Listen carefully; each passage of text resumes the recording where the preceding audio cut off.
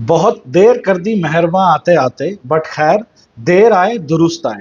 तो बीते 5 सितंबर को हरियाणा के chief minister mister Nayab Singh Saini and union housing and urban affairs minister mister ML Khattar ji ने जो है भूमि पूजन किया गुड़गांव मेट्रो के नए फेज का at sector 44 near the millennium city centre metro station, और द लास्ट मेट्रो स्टेशन अब तक का जो था, which was also known as HUDA city centre. तो तकरीबन 8 साल के बाद में, जो कि 2017 जून में लास्ट रैपिड मेट्रो का एक्सपेंशन हुआ था, उसके बाद में कोई रैपिड मेट्रो या फिर किसी भी मेट्रो का एक्सपेंशन नहीं हुआ था, और 2010 के अंदर डीएमआरसी ने एक्सटेंशन किया था येलो लाइन का हुडा सिटी सेंटर तक गुड़गांव के अंदर। तो उसके 15 साल बाद, तो ये वैसे तो बहुत पहले आ जाना चाहिए था, आज से 4-5 साल पहले आ जाना चाहिए था, बट खैर कोई नहीं, जो भी आया है बहुत ही अच्छी न्यूज है गुड़गांव के लिए। तो क्या इसके इंपॉर्टेंट फैक्ट्स हैं, कहां से ये शुरू होगी, कहां तक खत्म होगी, टोटल क्या इंफॉर्मेशन है, क्या एक्सपेंसेस हैं, और उन सब से ऊपर कि इस एक्सपेंशन का किन किन सेक्टर्स और किन किन एरियाज पर मेजर इंपैक्ट आएगा इन टर्म्स ऑफ कनेक्टिविटी, जो कि डायरेक्टली कनेक्टेड होती है प्रॉपर्टी प्राइस अप्रिसिएशन से। तो ये सब अगर आप जानना चाहते हैं तो वीडियो के एंड तक बने रहेगा, एक एक चीज डिटेल में बताऊंगा, एग्जैक्टली बताऊंगा क्या है। तो चलिए शुरुआत करते हैं। तो इंपॉर्टेंट फैक्ट्स और इंफॉर्मेशन मिस ना हो, इसलिए मैंने कुछ इंपॉर्टेंट नोट्स बना लिए थे।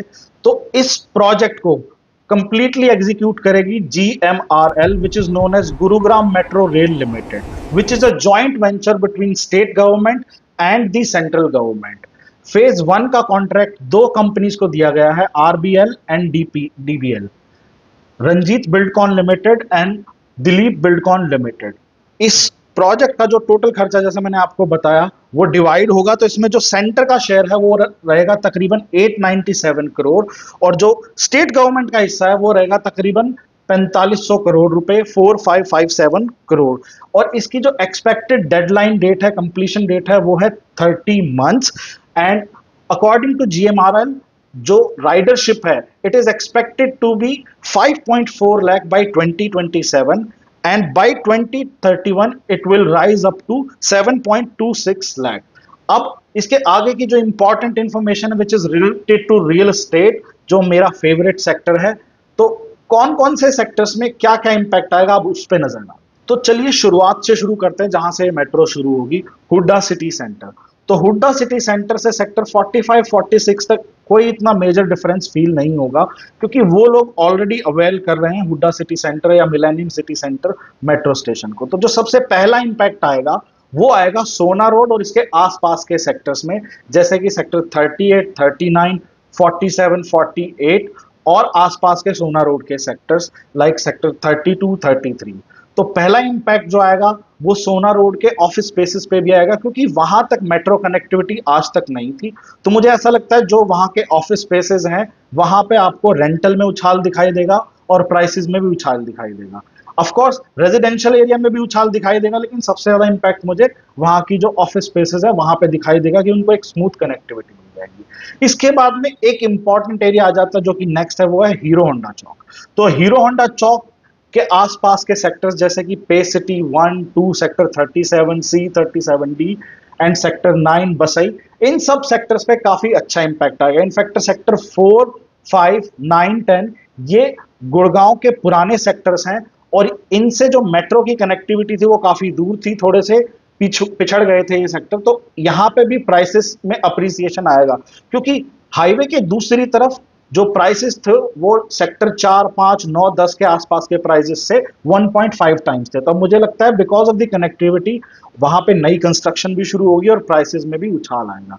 उसके बाद एक मेजर इंपैक्ट आएगा द्वारका एक्सप्रेसवे पे, क्योंकि द्वारका एक्सप्रेसवे पे इस टाइम पे कोई जो है पब्लिक कनेक्टिविटी, पब्लिक ट्रांसपोर्टेशन नहीं था। तो सेक्टर 101 का जो स्पर है उससे बहुत अच्छा कनेक्टिविटी मिलेगा द्वारका एक्सप्रेसवे को, लेकिन सबसे ज्यादा फायदा मिलेगा पटौदी रोड, सेक्टर 102, 104, 105, 103 इसके आसपास के सेक्टर्स को इन टर्म्स ऑफ कनेक्टिविटी, और वो कहीं ना कहीं प्राइस में भी ट्रांसलेट होगी और हायर रेंटल वैल्यू और ऑक्यूपेंसी रेट्स में भी ट्रांसफर होगी, जैसे कि सेक्टर 88A, 88B, सेक्टर 95, 91, 93, इन सेक्टर्स में कोई भी कनेक्टिविटी नहीं थी, ये काफी पिछड़े हुए सेक्टर्स थे और यहाँ तक पहुंचने में भी समय लगता था।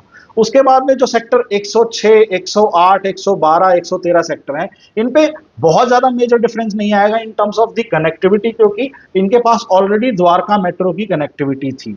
But in terms of pricing and absorption of the already occupied spaces and the rental occupancy, वो मुझे लगता है वो जरूर अच्छी इंप्रूव होगी। बहुत सारे ऐसे लोग हैं जो साइबर सिटी तक ट्रेवल करते थे, उनको एक अच्छा जो है कनेक्टिविटी मिलेगी इन फ्यूचर।